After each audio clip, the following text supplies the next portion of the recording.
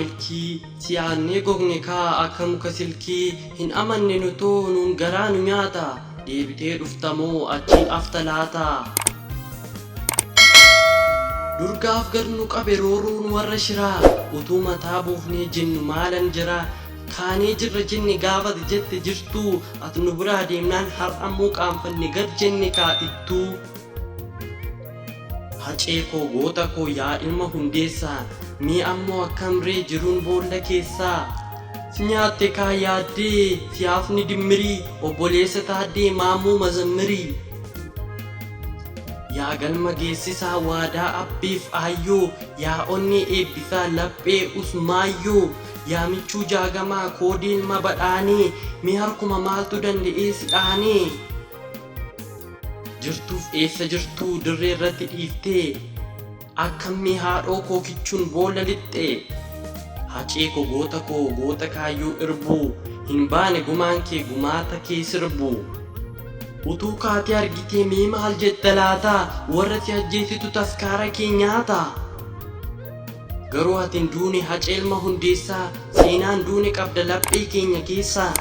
yartuut du'e malee yartuun tarree haalaa reeffi kan kee boollaa gadhee jirtu caala eeyyeen duune aaboo nurraa qabda ciraa warra si ajjeesetu du'e malee jiraa yartuut du'e malee kan kiiroo afurii boqonnaa deemte bakka dhugaaf furii mana abbaan keessa hin jirre hofteessuu ciisee tufaa eessa dhaqe abbaan keenya irraan galamoo hin dhufaa yoo dhufa akka dheengaddaa nuuf bitee galaa tarii utoo kajeellee duuneem keekii piisaaf bargarii hanga babbaan dhufutti kan boore hin calalu atoo waan sanuun yaaddu maaf hin galtu acaalu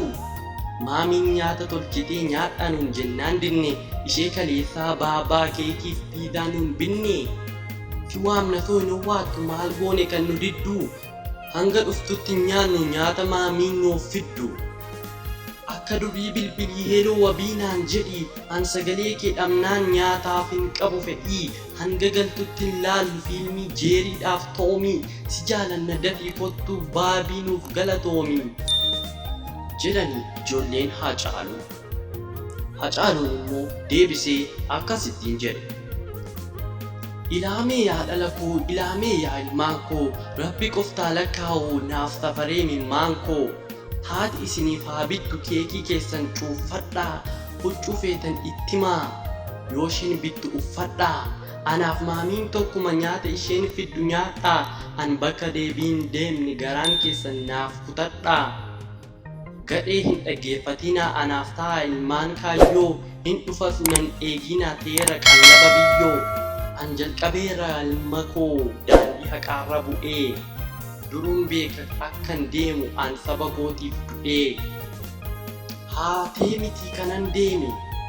hatee miti kanan deeme galmee seenaa maafan ciraa ani deemus yaa ilmaan koo sabni Oromoo isiniif jira maalan jira noon jiru deebi'uuf karaan cufaa nan eeginaa sanyiif wabii maalan jira yeessaan dhufaa